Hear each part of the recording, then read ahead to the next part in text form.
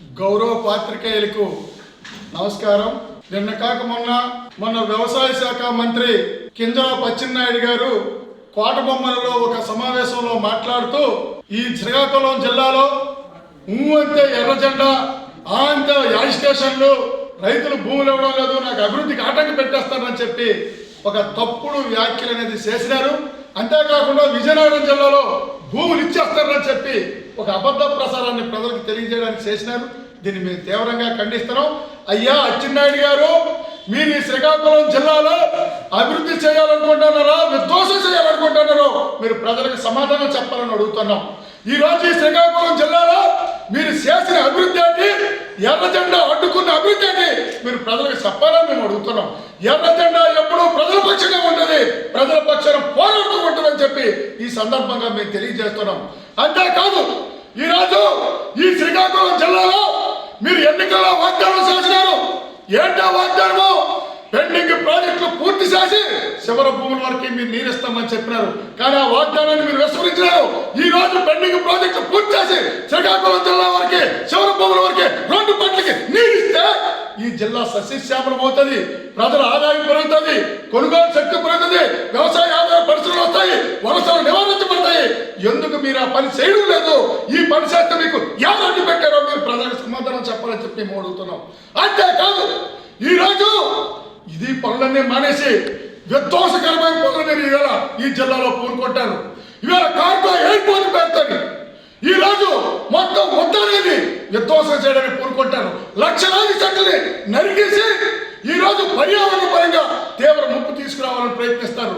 ఈ రోజు మీకు కార్గో ఎయిర్పోర్ట్ కట్టాలని చిత్తశుద్ధి ఉంటే మీరు మూలపేట పోర్టు కేటాయించిన 2300 ఎకరాల్లో 500 ఎకరాలు కేటాయించి సరిపోద్ది.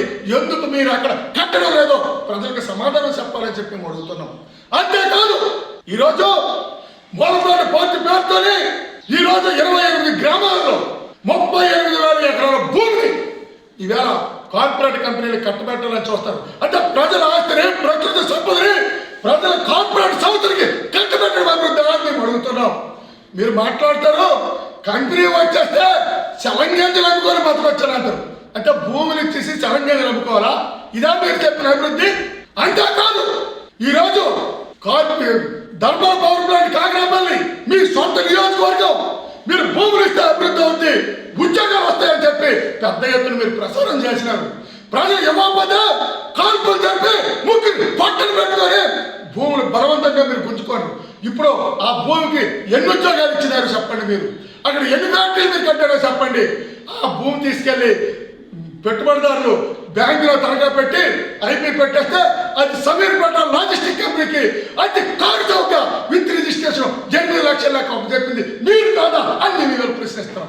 అంతేకాదు ఈవేళ తీర ప్రాంతం ఉంది. ఈ తీర ప్రాంతంలో అనేక వేలాది మంది మత్స్యకారులు జీవనం కొనసాగిస్తారు. ఈ తీర ప్రాంతం ఈరోజు శ్రీకాకుళం జిల్లాకి పర్యావరణ పరంగా ఒక పెద్ద కోట ఉన్నది. ఈ రోజు ఆ తీర ప్రాంతానికి ఎంత రేపు పేరుతోని ఇవాళ ఆదాని కంపెనీకి మీరు చెప్పినారు. షిప్పింగ్ హార్బర్లు నిర్మాణం విస్మరించినారు. ఈవేళ వేలాది మంది మత్స్యకారుల్ని ఇవాళ ఎంట పెట్టడానికి మీరు ప్రయత్నిస్తారు. ఇదే మీరు చేసిన అభివృద్ధి అని చెప్పి అచ్చెన్నాయుడు గారిని మేము ప్రశ్నిస్తాం.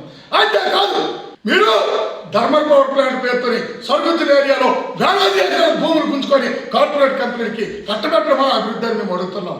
ఇదే మీరు చేస్తున్న అభివృద్ధి జిల్లాకి, ఇదే మీరు చేస్తుంది. మీరు జీడి రైతులకు సంబంధించి జీడి బాండ్ ఏర్పాటు చేస్తాం, జీడి గిట్టుబాటు చేస్తాం అని మీరు చెప్పి ఎన్నికలు అయిపోయిన తర్వాత అది అమలు చేయకుండా రైతాంగానికి మోసం చేసింది మీరు కాదని మేము అడుగుతున్నాం. అంతేకాదు ఈ జిల్లా సస్యశ్యామలను చేయడం కోసం సర్వమోత్యాగం చేసిన వైద్యుల నిర్వాసితులకి స్పెషల్ ప్యాకేజ్ ఇస్తామని ఎన్నికల్లో చెప్పి ఈ రోజు కూడా ఇవ్వలేదు. ఎందుకు అచ్చెన్నాయుడు గారు అని మేము ప్రశ్న తెలుసుకున్నాం. ఇదే మీరు చేస్తున్న అభివృద్ధి?